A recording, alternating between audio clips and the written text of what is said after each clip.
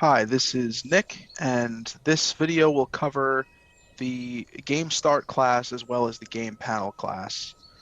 To get right to it, the GameStart class, it extends a JFrame, so this is the actual frame for our game. It contains two variables, so it's one instance of the MySimpleGame class, which is our main game class, and we call that GamePanel. And then we also have a dimension for the screen, which we've set to one standard size of 1920 by 1080.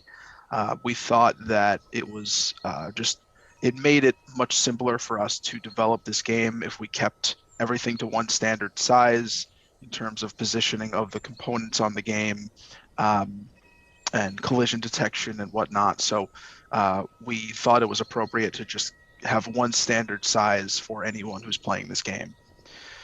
Um, so of course we have a main method here, and our main method just calls a new game start. So it's a call to the constructor here. The constructor, it sets the title of the frame to archery, and we can see that that's the title up here. It sets the size, which is the standard size that we set for the screen. So GameStart.screen.width, and then the height of GameStart.screen.height. Get content pane.add. So this is where we're adding our instance of the MySimpleGame called GamePanel. We are adding this to the JFrame here so that it actually renders on the screen. We have this set default close operation that allows us to actually exit the game by clicking the X in this top left corner. If that didn't exist here, we would actually have to click the terminate button in order to stop the game. So we want to give the user an opportunity to be able to do that without having this open here. We put this set resizable to false here. That's just so that the user can't resize the frame so that they don't end up seeing things that are potentially drawn off the screen. We want to control what the user sees and make sure that they're only seeing what we intend them to see. And then finally, we have the set visible to true. That just makes it so that the JFrame itself is visible. So that completes the call to the constructor here. We then move on to this next call, GamePanel.init. In the game panel itself, we have this init function.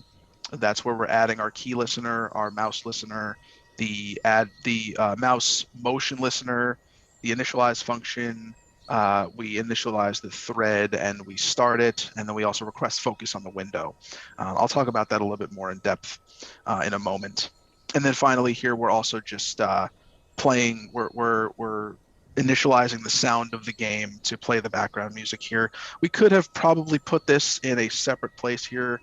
We probably could have put this in the initialize function as well within the MySimpleGame class, but it does work here, so I figured why not.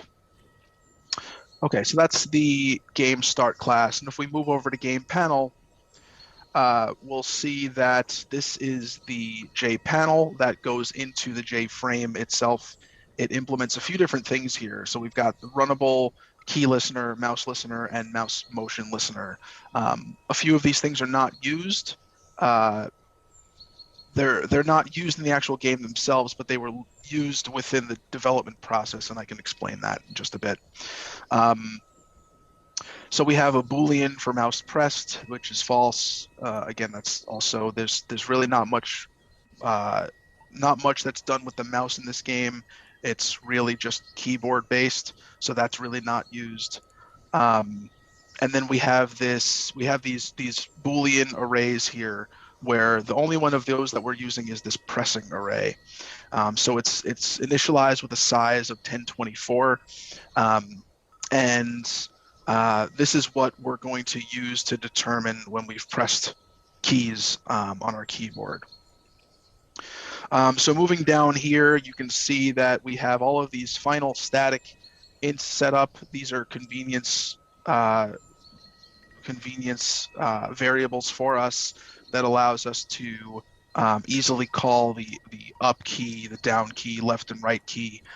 For example, we also have certain letters that we call, but these are the ones that we wanted to give ourselves access to utilize within the game itself.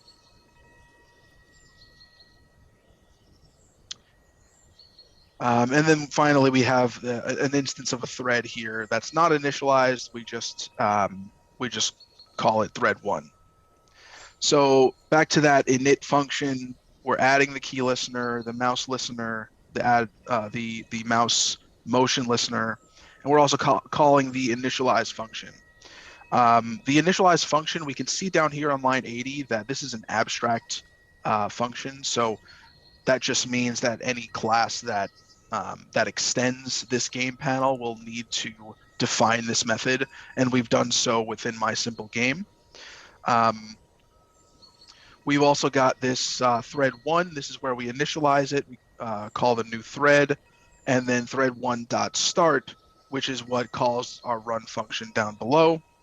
And the last thing we do in the init method is request focus on the window itself so that we can actually interact with the game.